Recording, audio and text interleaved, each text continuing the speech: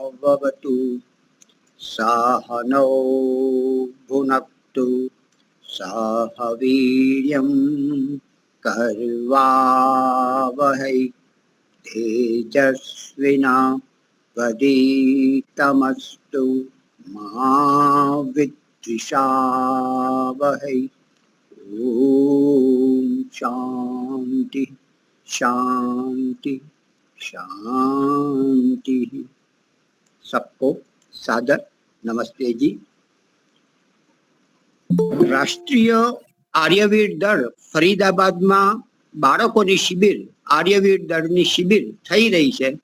આચાર્ય દેવવ્રતજી એના મુખ્ય છે આખા ભારતના. એમને મેં ફોન કર્યો કે હું વાનપ્રસ્થી છું, મારે શિબિરાર્થી રૂપે મારે આવું છે, મારે લાઠી શીખવી છે, આટલા આટલા દાવ જાણું છું, શીખવાડી શકું છું, બીજા શીખવા છે, 70 વર્ષની ઉંમર છું, પૂર્ણ સ્વસ્થ છું, શું આપ હું આવી શકું કે આ જાઓગે? હવે આનાથી વધારે મારે પૂછવાનું શું? રિઝર્વેશન નથી તો લક્ઝરીમાં લઈ જઈશું, દ્વારા જઈશું, પણ પહોંચી જઈશું. તો આ પ્રમાણે આપણે આ ઉંમરે પણ તમે ને હું ઘણું કરી શકીએ એમ છે. જ્યાં સુધી માઇન્ડ સારું છે ત્યાં સુધી આપણે ઘણું કરી શકીએ. હાથ પગ ઓછા ચાલશે, ઘૂંટણ દુખશે તો પણ ચાલશે, પણ માઇન્ડ છે ને તમારું થોડું ફ્રેશનેસ રહેશે ને, ઘણું કામ કરી શકો બેઠા બેઠા પણ, ઘરમાં બેઠા પણ. એવું મારું માનવું છે અને એવું હોવું જોઈએ એવું હું માનું છું. તો હવે એક ભજન લઈશું. સમય મેં લઈ લીધો છે, એક સમય એક ભજન 5 મિનિટ માટે. હાજી, એ હાથ ઉઠાવ્યો છે, નામ અંદર આવ્યું નથી. અંજુબેન જી लीजिए. आप गुजराती समझते हैं सब? नमस्ते सभी को। मैं एक भजन प्रस्तुत कर रही हूँ। आओ मिल के विचार करें, आओ मिल के विचार करें, पहले हम आप सुधरे फिर जग का सुधार करें, पहले हम आप सुधरे फिर जग का सुधार करें। आओ मिल के विचार करें, आओ मिल के विचार करें, पहले हम आप सुधरे फिर जग का सुधार करें, पहले हम आप सुधरे फिर जग का सुधार करें। बच पाप कमाई से, बच पाप कमाई से, सदा शुभ कर्म करें रहे दूर बुराई से, सदा शुभ कर्म करें रहे दूर बुराई से।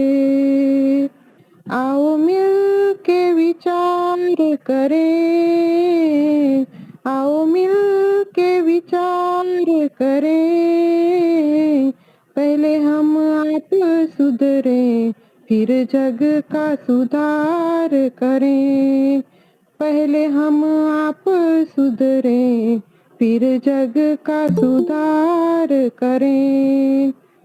यहाँ सब रह जाएगा,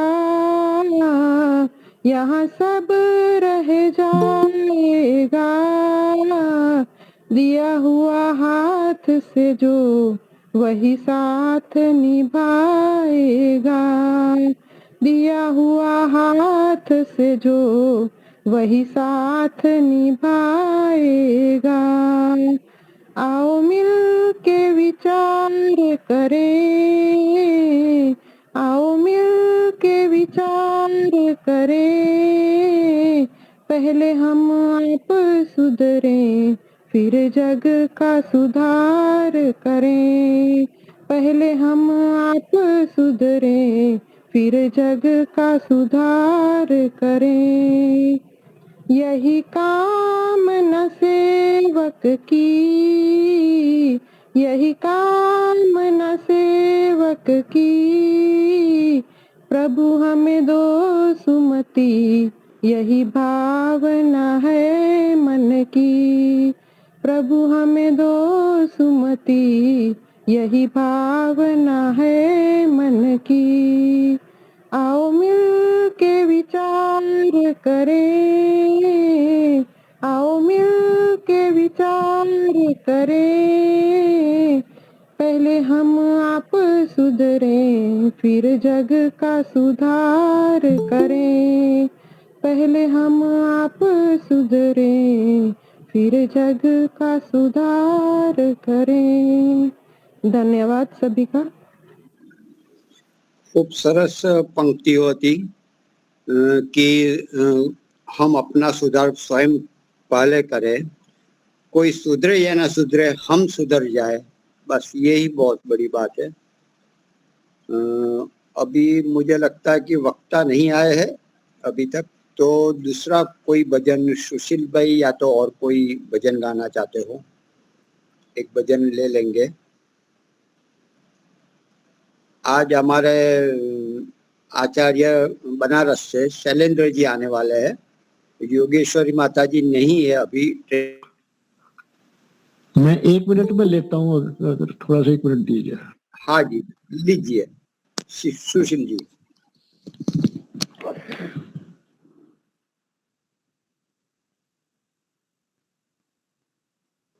ऐसी दया हो जीवन निरर्थक जाने न पाए। हे नाथ अब तो ऐसी दया हो जीवन निरर्थक जाने न पाए। यह मन न जाने क्या क्या दिखाए। हे नाथ अब तो ऐसी दया हो। यह मन न जाने क्या क्या दिखाए। कुछ बन न पाया मेरे बनाए। हे नाथ अब तो ऐसी दया हो जीवन निरर्थक जाने न पाए। दिन रात अपने मतलब की कहकर सुख के लिए लाखों दुख को सहकर। दिन रात अपने मतलब की कहकर सुख के लिए लाखों दुख को सहकर। ये दिन अभी तक यूं ही गवाए। ऐसा जगह ये दिन अभी तक यूं ही गवाए। जीवन निरर्थक जाने न पाए। हे नाथ अब तो ऐसी दया हो जीवन निरर्थक जाने न पाए। ऐसा जगा दो फिर सो न पाऊं। अपने को निष्काम प्रेमी बनाऊं। ऐसा जगा दो फिर सो न जाऊं।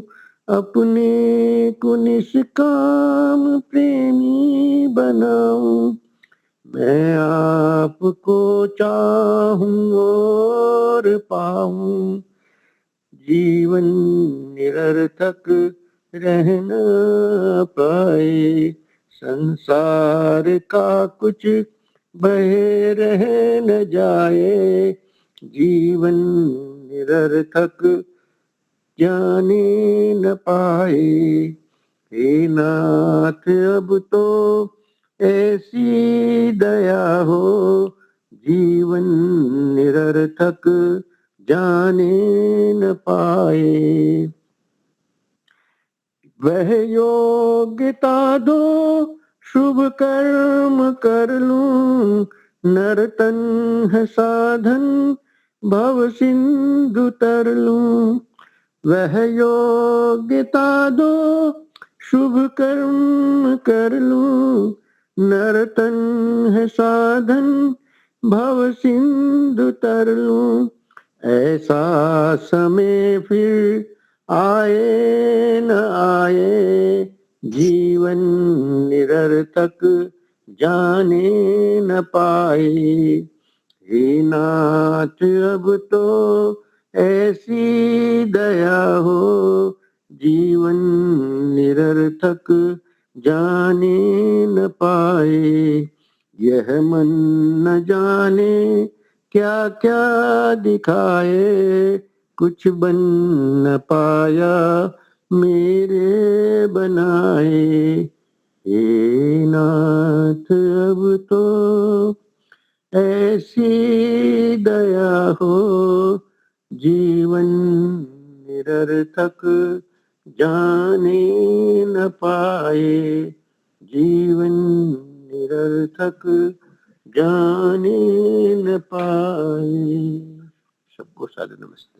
बहुत खूब। हम ऐसा जिए कि हमारा जीवन निरर्थक जाने ना पाए। तो इस उम्र में हमें यही करना है, जो हम ले जाने वाले हैं उसी के लिए ज्यादा फोकस करें।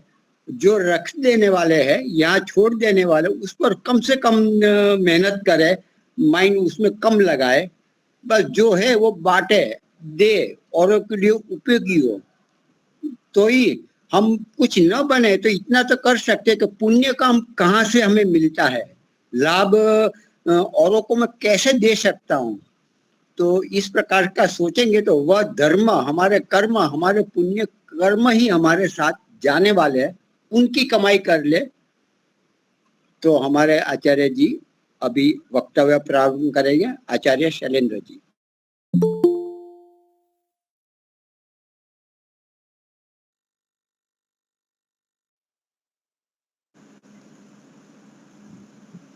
ओम सादर नमस्ते। नमस्ते। एक बार ओम का उच्चारण कर ले भाई।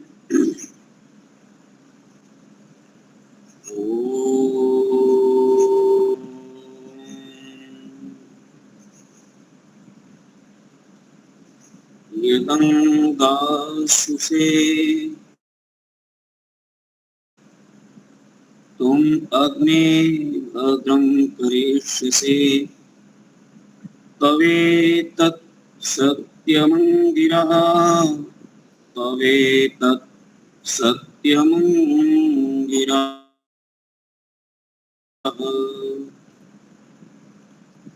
आदरणीय श्री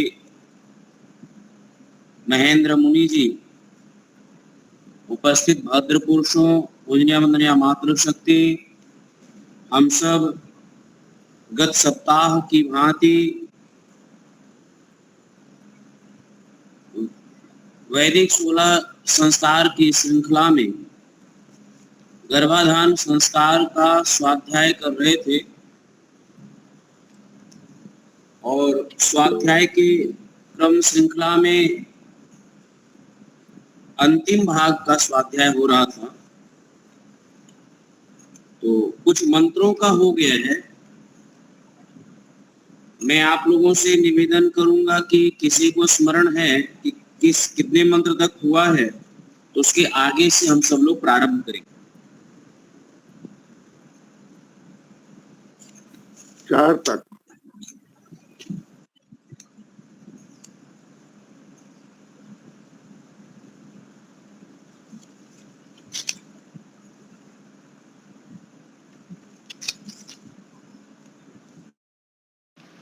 वो सूर्य दर्शन करवाते हैं, वो मंत्र चल रहा था। सूर्य कुंड की प्रदक्षिणा। जो मेरी आवाज आ रही है आप सबको? हाँ जी, आ रही है। आवाज क्लियर। हाँ, तो पिछले सप्ताह में हम सब लोग इसमें सूर्य का अवलोकन था और यज्ञ कुंड की प्रदक्षिणा, जिसमें प्रथम मंत्र यजुर्वेद के और शेष मंत्र ऋग्वेद के हैं।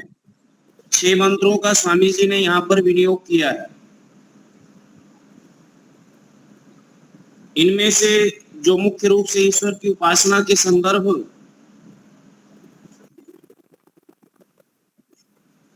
और सूर्य दर्शन के संदर्भ में यह मंत्र विनियोग किया है।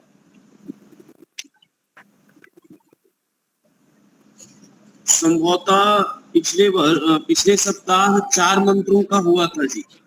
5वां शुरू किया था जी, 5वां मंत्र शुरू किया था। चक्षु देहि चक्षु से चक्षु विक्षेत्रोभ्य। जी जी जी, ठीक है। तो 4 मंत्र हो गए थे। 5वां मंत्र हम प्रारंभ किए थे। 5वां मंत्र बहुत छोटा सा मंत्र है। तो एक बहुत प्रसिद्ध मंत्र है, आदित्य वर्णम तमसः परस्तात्। इस मंत्र की अर्धाली का भाव यह है कि उस ईश्वर के दैदीप्यमान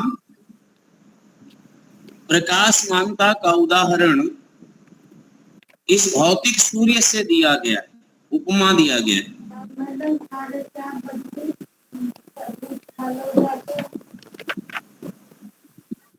ये माइक बंद कर लीजिए सत्यदेव जी। तो जो उपमा दिया गया है,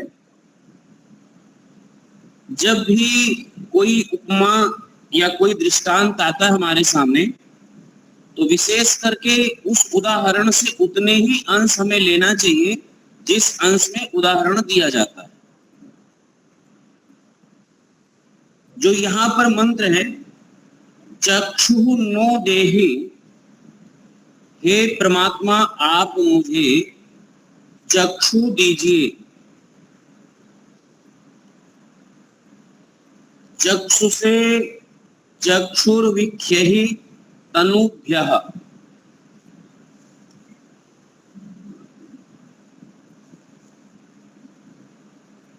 तनुभ्यः यह चतुर्थी का बहुवचन है। हमारे शरीर के लिए नह का अर्थ है हमारे, तनुभ्या हमारे शरीर के लिए, चक्षु देहि, इसके 2 अर्थ ग्रहण होंगे। एक तो दीजिए और दूसरा हम धारण करें। धारण पोषणयो से देहि, हम धारण करें और दायद दान के अर्थ में करेंगे, दादादाती, तो भी हमें दीजिए।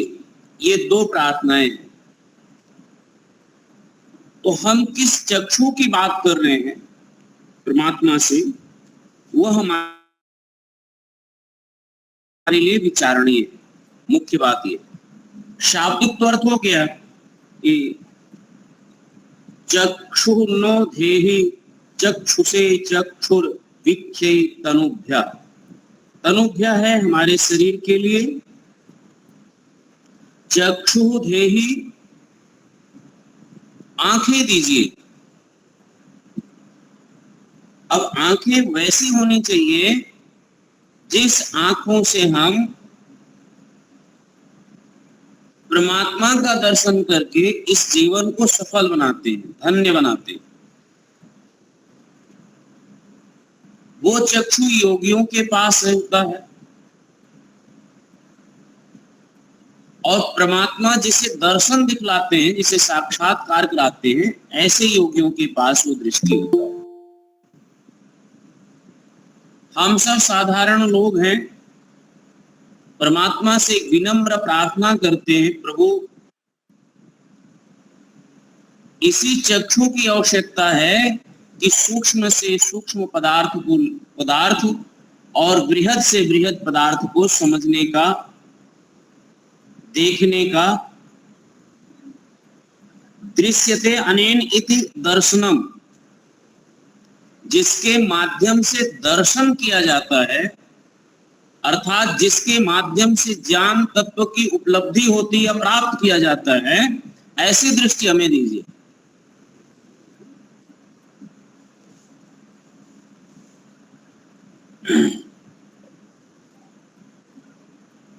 अब योगी जिसे जानना चाहता है, जो वास्तविक योगी होता है, जिसको जानना चाहता है, वो समाधि की अवस्था में वो जान लेता है। वो जिसे जानना चाहेगा वो जान लेता है। सब कुछ जानता है ऐसी बात नहीं है।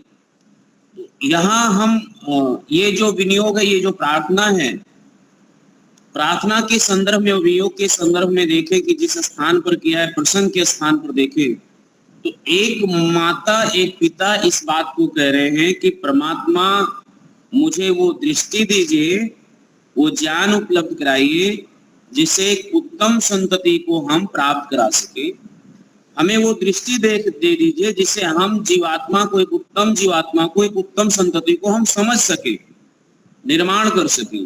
ऐसी नेत्र हो, कहीं हमारा नेत्र वासनाओं से संलिप्त ना हो, कहीं हमारा लिप्त सांसारिक और सांसारिक तृष्णाओं से लिप्त ना हो, कहीं हम पुतेष्णा के अंधे में, पुतेष्णा की ऐसे अंधकार और तमस से आच्छादित ना हो सके कि वास्तविकता का दर्शन ना कर सके। कभी कभी पुत्र के मोह में, संतान के मोह में न्याय नहीं दिखता, सत्य नहीं दिखता, वास्तविकता नहीं दिखता, वास्तविक संसार के स्वरूप का बोध नहीं होता। तो यहाँ ये है कि परमात्मा से जो हम जिस दृष्टि की बात कर रहे हैं, भौतिक दृष्टि तो हमारे पास में है, लेकिन वास्तविक दृष्टि हमें परमात्मा दे ताकि इस संसार को हम देख सकें और इस आने वाली अपनी संतति को वो रास्ता, वो मार्ग हम दिखला भी सके। ऐसी प्रार्थना।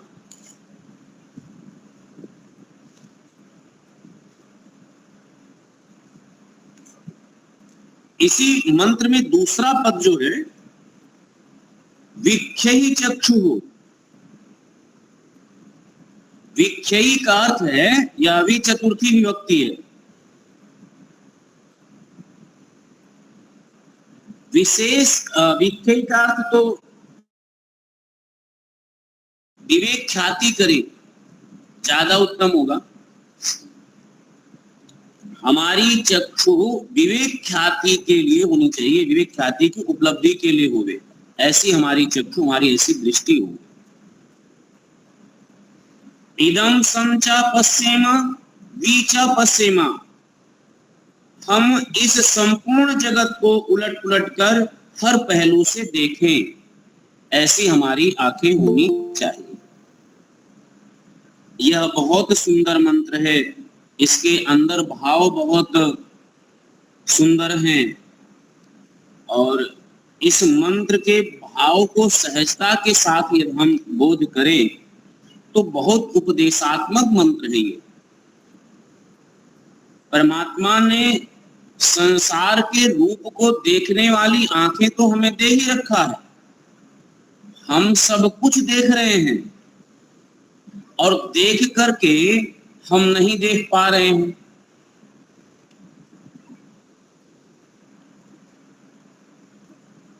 अब जो देखते हुए भी नहीं देख पा रहे हैं, उसके पीछे का क्या रहस्य है? जो देखते हुए नहीं देख पा रहे हैं, हम संसार में जन्म भी देख रहे हैं और मृत्यु भी देख रहे हैं, फिर भी संसार की नश्वरता को देख करके भी हम संसार में नश्वरता का बोध नहीं कर रहे हैं।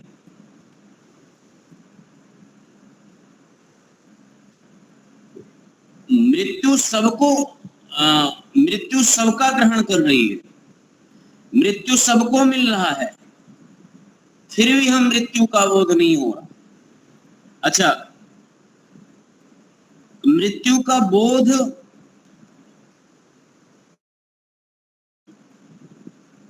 ये तो शाब्दिक रूप से हम सब लोग कहेंगे कि भी एक दिन मृत्यु सबकी आएगी, सबको होने वाला है। लेकिन जिस दृष्टि से मृत्यु को बुद्ध ने देखा, महर्षि दयानंद ने देखा और अन्य महात्माओं ने मृत्यु को जिस दृष्टि से देखा, कभी उस ऊंचाइयों पर जाकर के हम मृत्यु को देख पाए? नहीं देख पा रहे। संसार में हम जितने संबंध लिए हुए हैं, एक भी संबंधों में हम नित्यता नहीं देख रहे हैं, फिर भी नित्यता का व्यवहार कर रहे हैं। हम समझते हैं ये सारे के सारे संबंध हमारे साथ नित्यता के हैं, क्योंकि राग की दृष्टि में कभी भी संसार वास्तविक नहीं दिखाई देगा।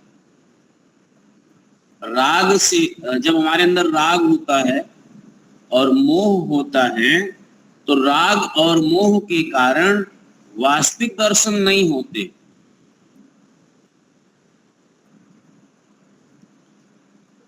तो यहां मुख्य रूप से इस चक्षु के पीछे जो प्रार्थना है, दृष्टिकोण के पीछे जो प्रार्थना है, वो बहुत वैज्ञानिक प्रार्थना है और हमें अपने विवेक को उस स्तर तक पहुंचाना चाहिए। और विशेष प्रकार से हमें तब तक शैथिल्य नहीं बैठना चाहिए, आकर्मण्य नहीं होना चाहिए कि जब तक हमें विवेक ख्याति वाली दृष्टिकोण ना हो सके। सत्य असत्य का बोध, उचित अनुचित का, धर्म अधर्म का, कर्तव्य अकर्तव्य का, करणीय आकरणीय का, इन सब का जब तक हमें विवेक ना होवे तब तक हमें नहीं बैठना चाहिए। जब आज क्या होना चाहिए क्या नहीं होना चाहिए, यहां तक हमें क्या खाना चाहिए क्या नहीं खाना चाहिए, हमारे व्यवहार में सम्मिलित नहीं हो पाता।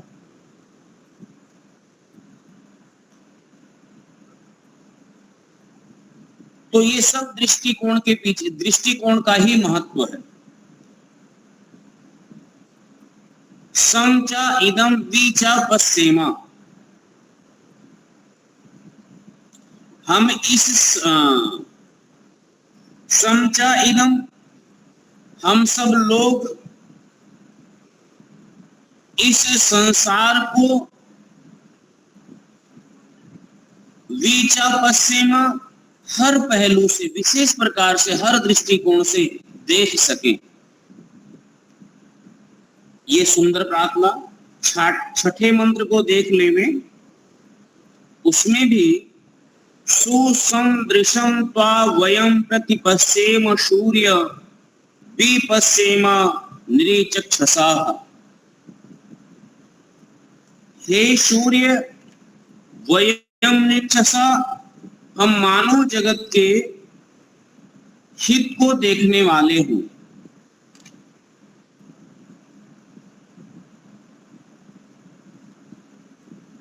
अब यहां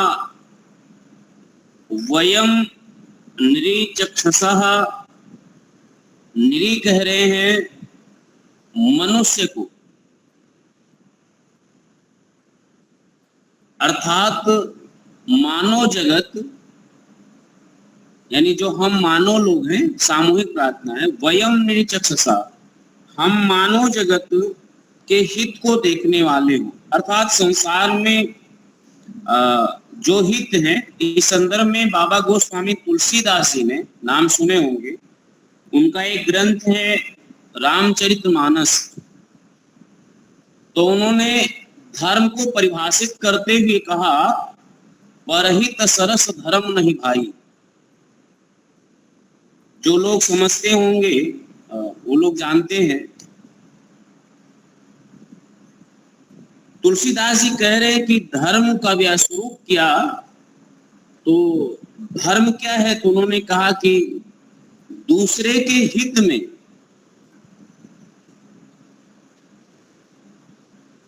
जो कार्य किया जाता है या जो काम किया जाए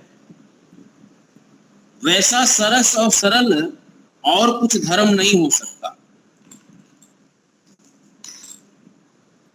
तो हमारे जीवन से अन्य जीवन के धर्म की बात है तो एक दृष्टि दिया, एक व्याख्यान किया है तुलसीदास जी ने, और यहाँ पर वयम निचक्षसा, हम लोग ऐसा कुछ करें कि जो दूसरे के हित के लिए। अब इसको छोटी सी बात देखें, दिनचर्या में सम्मिलित करें।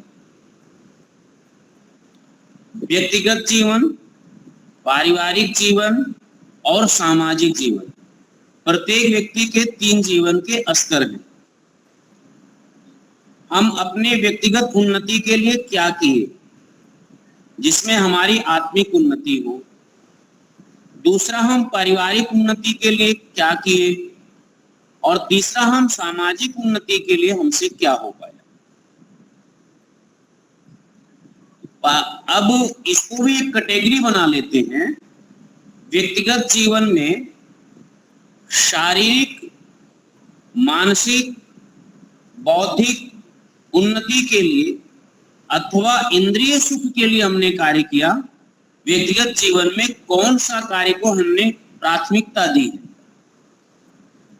पारिवारिक जीवन में भी हम उचित अनुचित का, सत्य सत्य का, व्यवहारिकता को ध्यान में रख करके परिवार के लिए भी हम देखें कि उनके सुख सुविधा, सुख साधन के लिए अथवा आवश्यक वस्तुओं के लिए हमने क्या किया और कितना नहीं किया। तो और फिर सामाजिक स्तर पर हम देखें कि सामाजिक उन्नति के लिए, राष्ट्र निर्माण के लिए, समाज के लिए हमने क्या किया। यदि इस प्रकार से हम विचार करें, दृष्टि प्राप्त करें, तो हमें दिखाई देगा कि जो अभी भजन गा रहे थे कि हमारा जीवन व्यर्थ ना जाए, वास्तविकता किसी भी पैरामीटर पर, मानदंडों पर अपने जीवन के दिनचर्या को लेकर के जितना समय हमें मिला उन समयों में से हम चुने तो ये मिलेगा कि हम आलस, प्रमाद, तंद्रा, निद्रा और अपने इंद्रिय सुख के अतिरिक्त जिह्वा के स्वाद के सुख, शारीरिक स्वाद और भूख के अतिरिक्त और भी धर्मानुकूल जीवन जैसा जीना चाहिए उचित मात्रा में, उतना हम नहीं जी पा रहे, नहीं हो पाता। बहुत सारे महात्मा करते होंगे, उनको हमारा सादर नमन है, अभिनंदन है, प्रणाम है, लेकिन मैं अपने जीवन के हिस्से की बता रहा हूं। इतना विचार करने के बाद जैसा होना चाहिए वैसा नहीं हो पाता। जितने मात्रा में निस्वार्थ भाव से बच्चे को पढ़ाना चाहिए उतना पढ़ा नहीं मिलता। उनके जीवन का निर्माण सामाजिक स्तर, जितना उपदेश कार्य गांव में जाकर के, समाज में जाकर के धर्म प्रचार, वेद प्रचार का काम करना चाहिए उतना नहीं हो पाता। और एक बात यह भी आत्मचिंतन करता हूं कि जब ऐसा कोई स्थिति और कोई पूछता है कि क्या हुआ आचार्य जी, कुछ कर रहे हैं, अरे जी दूसरे पर हम लोग प्रश्न खड़ा कर देते हैं। लोग सुनना नहीं चाहते, लोग इकट्ठा नहीं होते, आज का वातावरण ऐसा है, ऐसा हम भी कहते हैं, लेकिन सच ये है कि ये वास्तविकता नहीं है। वास्तविकता इसलिए नहीं है कि अन्य के कमियों के कारण हम अपने कर्तव्य को छोड़ दे रहे हैं।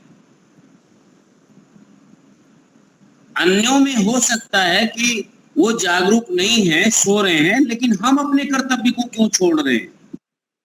हमें अपने कर्तव्य को करते रहना चाहिए और यह कार्य ईश्वर का कार्य मान करके करना चाहिए। हम ईश्वरीय कार्य को कर रहे हैं, लोग सुने तो अच्छी बात है, नहीं सुने तो भी कोई बात नहीं है। हमें कर्तव्य करते जाना चाहिए और ऋषि के वाक्य हमें याद करना चाहिए कि प्रत्येक जीवात्मा सत्य सत्य को जानने वाला है। जब सत्य सत्य जानने वाला है तो जो भी ऐसा कोई निर्मल, सत्य, सहज, सहृदयी आत्मा मिलेगा वो हमारे साथ बोलेगा। ये जीवन के मतलब कई पहलुओं पर विचार करने पर मिलता ही है। तो हम परहित के लिए, मानव जगत के लिए, सामाजिक जीवन के स्तर को सुधार करने के लिए यद्यप हमने वेदों से सीखा है, साधना में सीखा है, परमात्मा की अनुभूति हुई है, उपदेश हुआ है, तो हमारे जीवन में सम्मिलित होना चाहिए स्वाध्याय, साधना और सेवा। ये तीनों निर्माण के कार्य होते हैं।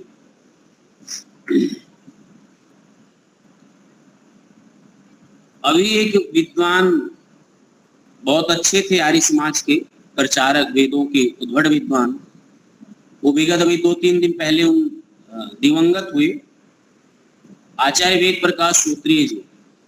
हम लोग सच्ची श्रद्धांजलि दें तो उनका देख रहे थे कि उनके बच्चे की जो प्रशंसा मतलब लोगों ने जो किया, सेवा भाव का विशेषता आया। उन्होंने कहा उनके बच्चों ने और सब लोगों ने कि हम जहां भी रहेंगे, जब भी होगा, तो हम अपने पिताजी से हमने केवल सेवा सीखा है।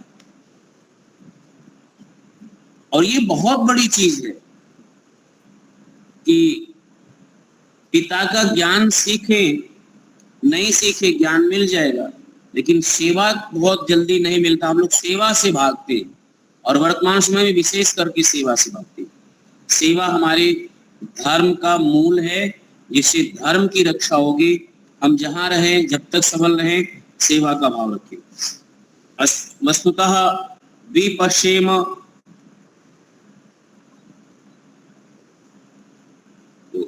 वयम निरीक्षसः त्वा सुसंदृशं पश्येम।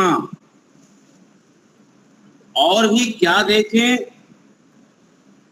तो जहां हम संसार में उपकार की भावना को लिए हैं, सेवा की भावना लिए हैं, और इस सेवा की भावना से हमारे तमस, हमारे अहंकार निर्मूल होते हैं, निर्वीज होते हैं, अहंकार हटता है।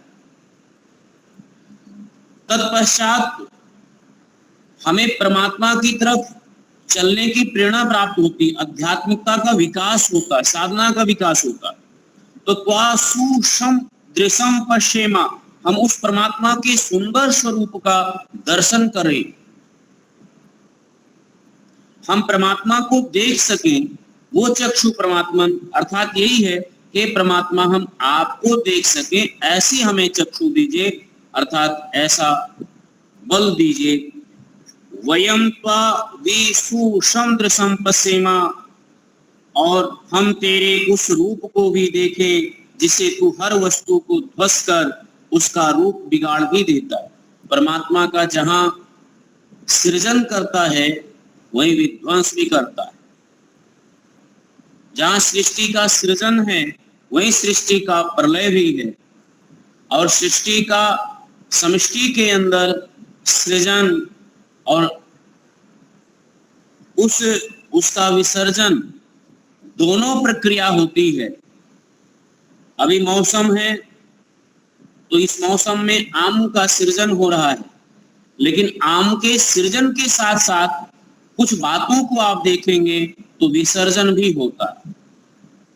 बड़ी सूक्ष्मता से देखिए कि आमों के डालियों पर, शाखाओं पर जब आपको फूल दिखाई देंगे, तो फूल दिखाई देने के बाद छोटे छोटे उस पर आम के टिकोरे कहते हैं, आम के फल दिखाई देंगे। तो वह जो फूल था, अब फूल जो है वो छोटे छोटे आम के रूप में परिवर्तित हो गया। अब वो फूल नहीं रहा, फूल विसर्जित हो गया, असृजित उस पर आम रूप ले लिया। लेकिन वही बड़ा परिपक्व रूप आम लेकर के, और डाली से भी उसका, तो सृजन और विसर्जन ये दोनों रूप चलते हैं, और परमात्मा के दोनों रूप हैं। हमारे सृष्टि का एक अवस्था है कि हमें 100 साल मिला है, लेकिन ये 100 साल मिलने पर प्रत्येक दिन प्रत्येक क्षण हमारा सृजन हो रहा है, और प्रत्येक क्षण प्रत्येक दिन आप देखेंगे कि हमारा कुछ अंशों में हमारे शारीरिक विसर्जन भी हो रहा है। कुछ हाथों से छूट रहा है, कुछ हाथों से पकड़ रहे हैं। कब हमारा बाल्यावस्था गया, कब युवावस्था आया, कब युवावस्था चला जाएगा, कब हमारी वृद्धावस्था आ गया, और कब वृद्धावस्था से हम जर्जर अवस्था में हैं। एक जहां पर जीवन प्रारंभ करते हैं, एक वहीं दादा उस बच्चे की अंगुली पकड़ करके यह संदेश भी दे रहे हैं कि एक व्यक्ति जीवन को प्रारंभ कर रहा है तो दूसरा खड़ा हुआ व्यक्ति अपने जीवन के अंतिम पड़ाव पर है। ये दोनों संदेश परमात्मा की तरफ से मिलता है। हमें दोनों देखने की आवश्यकता है और दोनों देखने पर संसार वास्तविकता के रूप में दिखाई देता है। लेकिन किसी को एक ही दृष्टि से दिखाई दे तो वह दिखाई जब एक दृष्टि से देखता है तब वह संसार का वास्तविक स्वरूप नहीं देख रहा है। बच्चे के मोह में पड़ करके, बच्चे के राग में पड़ करके केवल संसार दिखाई देता है, सुंदर रूप दिखाई देता है, लेकिन इस संसार के दोनों रूप हैं और दोनों रूप देखते हैं। तो हम इसमें जो मुख्य रूप से प्रार्थना है वो मन की है, बुद्धि की है, विवेक का है। ये 6 मंत्रों में और ये संतान के निर्माण के लिए। अच्छा, इसका मौलिक रूप से आप देख लीजिए कि पूरे संस्कार में संतान के उत्तम निर्माण के साथ साथ ऋषि दयानंद ने विशेष रूप से बालक के बौद्धिक निर्माण पर विशेष ध्यान दिया है, जहां पर औषधियों का उपदेश किया कि जिसका भी हमें पान करना चाहिए। गिलोय, सुंठी और ब्राह्मी, ये तीनों को सम मात्रा में बताया। जब गर्मी हो तब सुंठी की मात्रा कम होनी चाहिए, ब्राह्मी की मात्रा अधिक होनी चाहिए। जब यही ठंडी का मौसम हो तो ठंडी के मौसम में सुंठी मात्रा अधिक हो और ब्राह्मी की मात्रा थोड़ी कम हो, और इसी मात्रा में लेने का विधान ऋषियों ने लिया। इसका क्या अभिप्राय है? इसमें से एक एक औषधियों का गुण धर्म और आप विचार करेंगे तो इसमें पाएंगे कि ब्राह्मी का जहां पान करने के लिए कहा गया वहां इसीलिए कहा गया कि ब्राह्मी औषधि बुद्धि के विकास के लिए, मस्तिष्क विकास के लिए विशेष प्रभावकारी औषधि है, और ऋषि ने इस बात का उपदेश किया। तो औषधि के साथ साथ और दूसरा जहां पर सुंठी है तो सुंठी वायु विकार को नष्ट करने वाला है। तो वायु विकार क्या है कि गर्भ में जब मां धारण करती है तो वायु विकार उत्पन्न होना स्वाभाविक होता है। उस वायु विकार को नष्ट करने के लिए स्वामी दयानंद ने सुंठी का रखा है कि सुंठी का प्रयोग करें ताकि हमारे अंदर वायु विकार, वायु प्रकोपित ना हो। वायु प्रकोपित के शमन के लिए सुंठी का रखा। और इसी प्रकार से जो गिलोय है, आयुर्वेद शास्त्र में बहुत से प्रकार की समस्याओं का निदान केवल गिलोय से किया जा सकता है, लेकिन विशेष करके रक्त विकार से उत्पन्न होने वाले जितने भी बीमारियां हैं उन सब का निदान केवल गिलोय से किया जा सकता है। गिलोय का भी स्वामी दयानंद जी ने इसीलिए उपदेश किया कि लोग इसका पान करें और इसी मात्रा में पान करें ताकि उनको रक्त विकार ना हो, मस्तिष्क का विकास उत्तम हो सके। और मस्तिष्क विकास में जो विशेष योगदान है वो ब्राह्मी का है और शुंठी का है। ये तीनों औषधियां ये अमृत हैं इस धरती के, और उनके पान करने के लिए कहने का अभिप्राय ये था कि हम लोग जिस गर्भाधान के उसमें जा रहे हैं उसमें विशेष करके जहाँ शारीरिक उन्नति के लिए विशेष कर रखा, वहाँ मस्तिष्क विकास का भी विशेष ध्यान रखा है। और मस्तिष्क विकास के साथ साथ विशेष करके संस्कार का ध्यान रखा है कि संस्कार का क्या अभिप्राय है। संस्कार का अभिप्राय हमारे मस्तिष्क, हमारे मन से जुड़ा हुआ है, हमारी बुद्धि हमारे चित्त से जुड़ा हुआ है, और चित्त हमारा जैसा चिंतन करता है, मन हमारा जैसा मनन करता है, हमारी स्मृति में जो प्रवाह चलता है उसी प्रकार के संस्कार बनते हैं और उसी प्रकार के संस्कार का विकास और विस्तार होता है। बालक पर जो संस्कार और संस्कार पड़े, जो संस्कार का विकास हो वो उत्तम होंगे। ये 6 मंत्रों में इनका पाठ, इनका चिंतन, इनका मनन, इनका स्वाध्याय, इनके एक एक पदों पर विचार करना, चिंतन करना, इससे दोनों के ऊपर विशेष करके प्रभाव और ईश्वर की महती कृपा बनती है।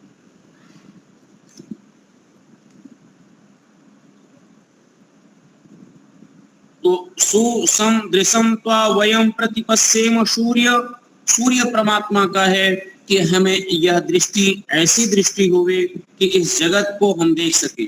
जैसे सूर्य के प्रकट हो जाने पर जब भास्कर उदित होता है तो धरती पर जितने भी रत्न होते हैं, जितने भी वनस्पतियां औषधियां होती हैं, धरती के सारे सब पदार्थ विद्यमान हो जाते हैं, प्रकाशित हो जाते हैं। वो हम अपने नेत्रों से देख सकते हैं। यदि सूर्य प्रकाशित ना हो तो सूर्य के प्रकाश ना होने पर अंधकार में ये पृथ्वी पर जितने भी फल फूल औषधियां वनस्पतियां हैं वह सब कुछ दिखाई नहीं देता अथवा प्रकट नहीं होता। वेदों में सूर्य को पिता कहा और धरती को माता। वो इसीलिए है कि सूर्य अपनी रश्मियों से पृथ्वी में प्रसवित कर देता है और सूर्य की किरणें ही प्रसवित करके बीजों में अंकुरण पैदा होता है।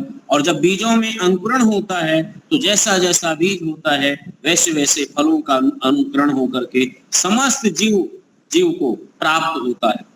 तो ऐसे ही परमात्मा का भक्ति, परमात्मा का प्रकाश हमारे मन के अंतःकरण में जब होता है तो परमात्मा के प्रकट हो जाने से जितने उत्तम संस्कार होते हैं वो सब अपने आप स्वतः अंकुरित होने लगते हैं। इसलिए महान भावों, यह सूर्य की जो उपमा इसमें दिया है कि जैसे सूर्य पृथ्वी पर सब पदार्थ दिखाई तो देते हैं लेकिन सूर्य के कारण ही पृथ्वी में जितने प्रकार के बीज हैं सब में अंकुरण होता है। ठीक वैसे ही जब हमारे जीवन में परमात्मा से हम जुड़ते हैं और परमात्मा का प्रकाश होता है तो परमात्मा के प्रकाश होने से जितने उत्तम संस्कार होते हैं सब अपने आप जागृत हो जाते।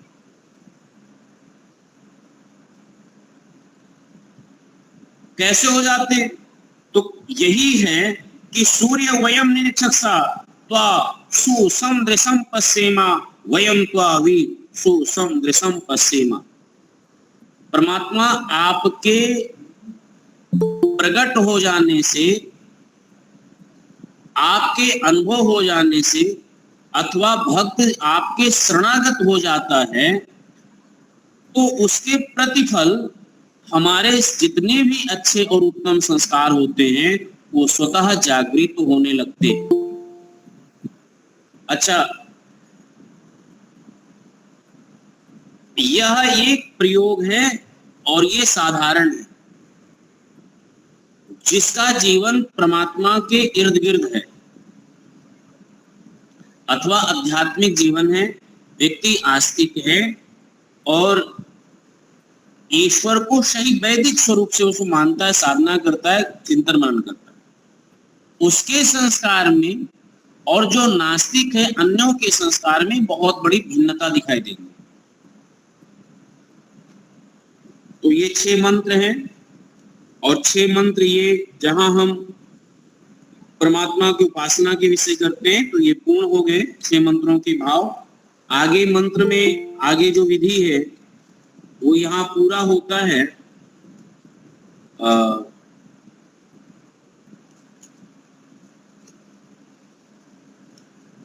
इसके पश्चात कुछ मंत्र हैं जो पति और पत्नी को रात्रि के समय करने योग्य है। इसको हम लोग यथावत पढ़ लें, विचार कर ले। जिनके पास पुस्तक है 136 पृष्ठ पर आ जाए। 136 पर सबके विदाई का एक ब्रेकट दिया है। ये भाष्यकार जो है जिन्होंने लिखा है संस्कार चंद्रिका, उनकी बात। तत्पश्चात यथोक्त भोजन दोनों जने करे और पुरोहित आदि सब मंडली को सम्मानार्थ यानी सम्मान के अर्थ यथाशक्ति भोजन करा के आदर सत्कार पूर्वक विदा करे। इसके पश्चात रात्रि में नियत समय पर जब दोनों का शरीर आरोग्य अत्यंत प्रसन्न और दोनों में अत्यंत प्रेम बढ़ा हो उस समय गर्भाधान क्रिया करनी चाहिए। गर्भाधान क्रिया का समय प्रहर रात्रि के गए पश्चात प्रहर रात्रि रहे तक करना चाहिए।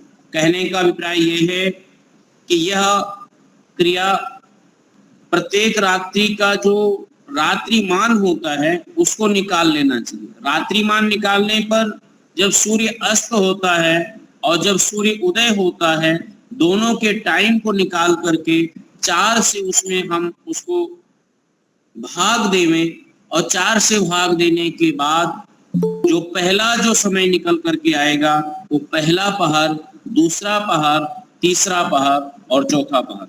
ऋषि दयानंद कह रहे हैं कि सूर्यास्त के समय प्रथम पहर छोड़ देना उचित है और सूर्य उदय से पहले जो पहर होता है उसको भी छोड़ देना चाहिए। बीच के जो 2 पहर होते हैं वही रात्रि हमें अपनानी चाहिए। रात्रि के वो इसीलिए कह रहे हैं, निषेध कर रहे हैं कि ध्यान रखें, व्यक्ति जब प्रथम पहर होता है तो प्रगाढ़ निद्रा में होता है अथवा तमोगुण में होता है, निद्रा न कहें तमोगुण में होता है। तो वो प्रथम तमोगुण को छोड़ करके और रात्रि जो होता है, जो अंतिम पहर होता है वो ब्रह्म मुहूर्त का होता है। ब्रह्म मुहूर्त वो ध्यान, उपासना और भक्ति का होता है। वह भी हमें पहर छोड़ देना चाहिए, 2 पहर लेना चाहिए। तो ये इसका अभिप्राय है। तत्पश्चात थोड़ा ठहर के स्नान करें। यदि शीतल काल हो तो प्रथम केसर, कस्तूरी, जायफल, जावित्री, छोटी इलायची डालकर गर्म करके रखे हुए शीतल दूध का यथेष्ट पान करें। पश्चात पृथक पृथक शयन करें। यदि स्त्री पुरुष को ऐसा दृढ़ निश्चय हो जाए कि गर्भ स्थिर हो गया तो उसके दूसरे दिन, और जो गर्भ रहे का दृढ़ निश्चय ना हो तो 1 महीने के पश्चात रजस्वला होने के समय स्त्री रजस्वला ना हो तो निश्चित जानना कि गर्भ स्थित हो गया है। अर्थात दूसरे दिन व दूसरे महीने के प्रारंभ में निम्नलिखित मंत्रों से आहुतियां देवें। जब यह पता चल जावे, ये दूसरा सत्र है। प्रत्येक संस्कारों में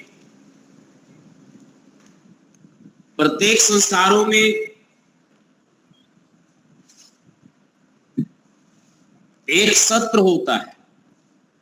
हम सीधा सीधा संस्कार संपन्न करा देते, ऐसा नहीं है। संपन्न होता है, हवन मात्र को संस्कार समझते, हवन हो गया संस्कार संपन्न। लेकिन संस्कार कई सत्र में होते, प्रत्येक संस्कार के अपने अपने सत्र हैं। जब वो पूरा होता है तभी संस्कार मानना चाहिए। गर्भाधान संस्कार का प्रथम सत्र तो ये है, और गर्भाधान संस्कार का आप देखेंगे तो कुछ तो गर्भ से पहले की तैयारी है, कुछ उसके बाद हम जब संस्कार करते हैं तब की तैयारियां हैं, और जब यह निश्चित हो जाए, गर्भ स्थिर हो जाए, उसके बाद ये तो इसके बीच में अवश्य अंतराल होता है। अवश्य इनके मंत्र की आहुतियां हैं, इन मंत्रों से हमें देना चाहिए। अब ये अपने गर्भ की रक्षा के लिए, जब गर्भ स्थिर हो जाए उसकी रक्षा के लिए इन मंत्रों का विनियोग हुआ है। जरा इन मंत्रों को भी देख लेते हैं, विचार कर लेते हैं। एक मंत्र को आज यहाँ विचार कर लें, फिर अगले सप्ताह में हम लोग मिलेंगे कि गर्भ की रक्षा पर विशेष प्रधानता हमें कैसे देखनी चाहिए। जैसे पिछला प्रकरण अभी बौद्धिक विकास पर, मस्तिष्क विकास पर और परमात्मा की उपासना से संबंधित 6 मंत्र जुड़े हुए थे। लेकिन अगला जो मंत्र आ रहा है वो अगला मंत्र गर्भ रक्षा के लिए आ रहा है कि किन किन बातों से हमें ध्यान रखना चाहिए और हमारा मंत्र का पाठ विचार कैसे होना चाहिए, इस पर आ रहा है। तो समय तो हो रहा है, फिर भी इसके भूमिका के रूप में थोड़ा देख लेते हैं। जो हम मंत्र पाठ करते हैं, मंत्र पाठ में मंत्र में जो महत्व है उसको समझ करके व्यवहार में लाना महत्वपूर्ण होता है। जो हम ये समझे कि मंत्र को हम जपते रहेंगे उसका लाभ मिलेगा, तो ये छोटा सा विसंगति होगी कि किसी को, जैसे कोई कहे कि हमें लड्डू खाना है तो लड्डू रटने से कोई लड्डू नहीं खा सकता। तो वैसे ये मंत्र है, ये मंत्रों को रटने मात्र से पूरा नहीं होता, कि हमारा पूरा कार्य संपन्न हो गया मंत्र रटने। मंत्र के पीछे का जो व्यवहार है वह हमें समझना होगा और अपने जीवन के दिनचर्या में उन्हें सम्मिलित करना होता है। उसका विशेष करके तभी लाभ होता है। हम एक दिन बैठे और पिछला जिन मंत्रों पर हमने विचार किया उसी को एक बार पढ़ ले और सोचे कि हमें ऐसी बुद्धि, ऐसी दृष्टि, ऐसा परमात्मा का अनुभव मिल जाएगा, ये कदापि संभव नहीं है। ये संस्कार में आपको बताया जा रहा है, हमें व्यवहार में लाने की आवश्यकता होती है और उसके साथ जीवन की विधि के साथ, अपने जीवन की दिनचर्या के साथ इनको जोड़ना होता है, तभी आगे प्रगति होती है। तो जो गर्भ रक्षा का है ध्यान, वो माँ को पूरे 10 मास तक ध्यान रखना होगा। और वो 10 मास तक कैसे रखना होगा वो आगे इन मंत्रों में कुछ बीज रूप में और फिर अगले भूमिका में हम लोग विचार और चिंतन मनन करेंगे इन मंत्रों के प्रभाव से। समय हो गया है तो अपनी वाणी को यहीं पर विराम देते हैं। इति ओम सम ओम।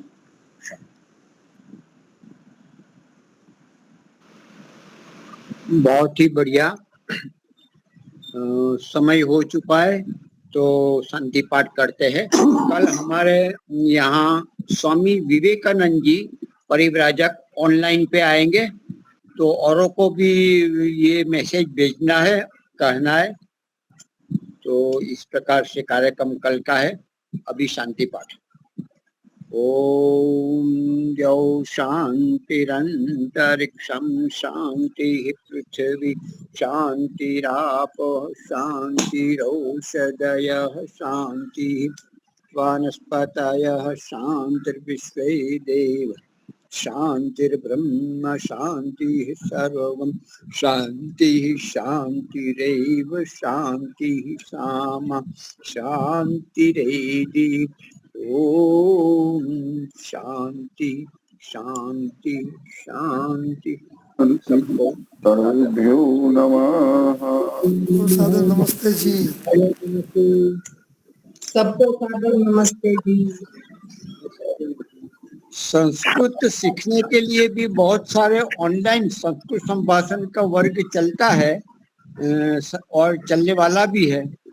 तो और मैसेज आते ही होंगे। तो हमें रात्रि को 9 से 10 संस्कृत संभाषण शिविर ऐसे भी समय निकाल के करने चाहिए। जितना भी दिन से 1 सप्ताह, 4 दिन, 6 दिन, 15 दिन भी कर सकते हैं। तो इस प्रकार से हमारा उपयोग इसी में चला जाए, कहीं टीवी में ना लग जाए, कहीं घूमने में ना चला जाए, सामान्य व्यवहार में ना चला जाए।